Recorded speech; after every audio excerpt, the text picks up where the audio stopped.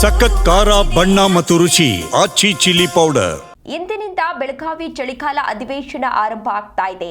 ಅಧಿವೇಶನದಲ್ಲಿ 35ಕ್ಕೂ ವಿಧೇಯಕ ಮಂಡನೆಯನ್ನ ಮಾಡುವಂತಹ ಸಾಧ್ಯತೆ ಇದೆ. ರೈತರು, ಉತ್ತರ ಕರ್ನಾಟಕ ಅಭಿವೃದ್ಧಿ ಚರ್ಚೆಗಳ ನಿರೀಕ್ಷೆ ಕೂಡ ಇದೆ. ಸಾಕಷ್ಟು ವಿಚಾರಗಳ ಬಗ್ಗೆ ಇವತ್ತು ಚರ್ಚೆಯನ್ನ ನಡೆಸಲಾಗುತ್ತೆ. ಮೆಕ್ಕೆಜೋಳ, ಕಬ್ಬು, ಬೆಳೆಹಾನಿ ಪರಿಹಾರಕ್ಕೆ ಮೊದಲ ಆದ್ಯತೆಯನ್ನ ನೀಡಲಾಗುತ್ತಾ ಇವತ್ತು ಅಧಿವೇಶನದಲ್ಲಿ. ಇವತ್ತಿನಿಂದ ಬೆಳಗಾವಿ ಚಳಿಗಾಲ ಅಧಿವೇಶನ ಸಮರ ಶುರುವಾಗ್ತಾ ಇದೆ. ಎಲ್ಲಾ ರೀತಿಯ ಸಿದ್ಧತೆ ಮಾಡಿಕೊಳ್ಳಲಾಗಿದೆ. ಅಧಿವೇಶನದಲ್ಲಿ 35ಕ್ಕೂ ವಿಧೇಯಕ ಮಂಡನೆಯನ್ನ ಮಾಡುವಂತಹ ಸಾಧ್ಯತೆ ಇದೆ. ರೈತರು, ಉತ್ತರ ಕರ್ನಾಟಕ ಅಭಿವೃದ್ಧಿ ಚರ್ಚೆಗಳ ನಿರೀಕ್ಷೆ ಕೂಡ ಇದೆ. ಯಾವ ವಿಚಾರಗಳ ಬಗ್ಗೆ ಚರ್ಚೆಯನ್ನ ಮಾಡಬಹುದು ಅನ್ನೋ ಕುತೂಹಲವೂ ಇದೆ. ಮೆಕ್ಕೆಜೋಳ, ಕಬ್ಬು, ಬೆಳೆಹಾನಿ ಪರಿಹಾರಕ್ಕೆ ಮೊದಲ ಆದ್ಯತೆಯನ್ನ ನೀಡಲಾಗುತ್ತಾ? ಕೃಷ್ಣಾ, ಮಹದಾಯಿ, ತುಂಗಭದ್ರಾ ಯೋಜನೆಗಳ ಬಗ್ಗೆಯೂ ಕೂಡ ಇವತ್ತು ಚರ್ಚೆಯನ್ನು ನಡೆಸುವಂತಹ ಸಾಧ್ಯತೆ ಇದೆ. ಇವತ್ತಿನಿಂದ ಸಿಎಂ, ಡಿಸಿಎಂ, ದುಬಾರಿ ವಾಚ್, ಕಾನೂನು ಸುವ್ಯವಸ್ಥೆ, ಹೀಗೆ ಹಲವಾರು ವಿಚಾರಗಳ ಬಗ್ಗೆ ಚರ್ಚೆಯನ್ನ ನಡೆಸುವಂತಹ ಸಾಧ್ಯತೆ ಇದೆ. ಇವತ್ತಿನಿಂದ ಬೆಳಗಾವಿಯಲ್ಲಿ ಚಳಿಗಾಲದ ಅಧಿವೇಶನ ಆರಂಭ ಆಗುತ್ತೆ. ಸಾಕಷ್ಟು ನಾಯಕರು ಕೂಡ ಈಗಾಗಲೇ ಭಾಗಿಯಾಗ್ತಾರೆ. ನಿನ್ನೆಯಷ್ಟೇ ಸಿಎಂ ಸಿದ್ದರಾಮಯ್ಯನವರು ಈಗಾಗಲೇ ಬೆಳಗಾವಿಗೆ ಆಗಮಿಸಿದ್ರು. ಅಂದ್ರೆ ಒಂದು ಸಾಮೂಹಿಕ ವಿವಾಹ ಇತ್ತು. ಹಾಗಾಗಿ ಸಿಎಂ ಸಿದ್ದರಾಮಯ್ಯನವರು ಆ ಸಾಮೂಹಿಕ ವಿವಾಹದಲ್ಲಿ ಭಾಗಿಯಾಗಿದ್ರು.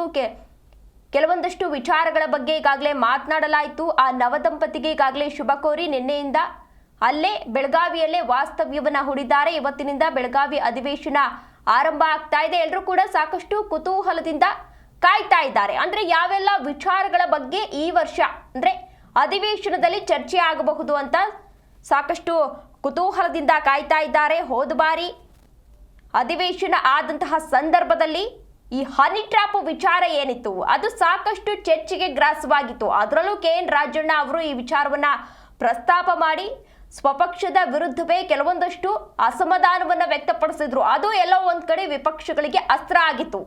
ಅದರ ಜೊತೆಗೆ ಕಳೆದ ಬಾರಿ ಅಧಿವೇಶನ ಆದಂತಹ ಸಂದರ್ಭದಲ್ಲಿ ಮುಸ್ಲಿಮರಿಗೆ ಗುತ್ತಿಗೆಯಲ್ಲಿ 4% ಮೀಸಲಾತಿ ವಿಚಾರ ಏನಿತ್ತು ಅದು ಕೂಡ ಸಾಕಷ್ಟು ಚರ್ಚೆಗೆ ಗ್ರಾಸವಾಗಿತ್ತು. ಆ ವಿಚಾರಕ್ಕೆ ಸಂಬಂಧಪಟ್ಟಂತೆ ವಿಪಕ್ಷ ನಾಯಕರು ಹೋರಾಟವನ್ನೇ ನಡೆಸಿದ್ರು. ಅಲ್ಲೇ ಸರ್ಕಾರದ ವಿರುದ್ಧ ದೋಸ್ತಿಗಳ ಅಸ್ತ್ರಗಳು ಯಾವುವು ಎನ್ನುವ ಪ್ರಶ್ನೆ ಎದುರಾಗ್ತಾ ಇದೆ.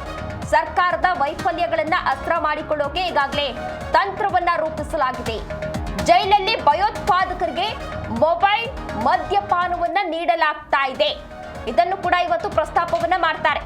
ಡಿಸಿಎಂ DK ಶಿವಕುಮಾರ್ ವಾಚ್ ಖರೀದಿ ವಿಚಾರವನ್ನ ಕೂಡ ಇವತ್ತು ಪ್ರಸ್ತಾಪ ಮಾಡುವಂತಹ ಸಾಧ್ಯತೆ ಇದೆ.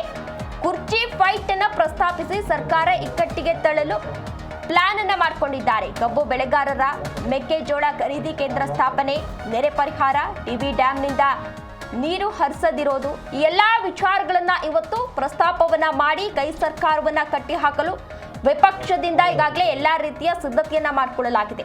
ಇನ್ನು ಕಲ್ಯಾಣ ಕರ್ನಾಟಕ ಅಭಿವೃದ್ಧಿಗೆ ಅನುದಾನ ನೀಡತಾ ಇರುವುದು, ಉತ್ತರ ಕರ್ನಾಟಕ ಸಮಸ್ಯೆಗಳ ಬಗ್ಗೆ ಧ್ವನಿ ಎತ್ತಲು ಸಕಲ ಸಿದ್ಧತೆಯನ್ನ ಕೂಡ ಮಾಡಿಕೊಳ್ಳಲಾಗಿದೆ.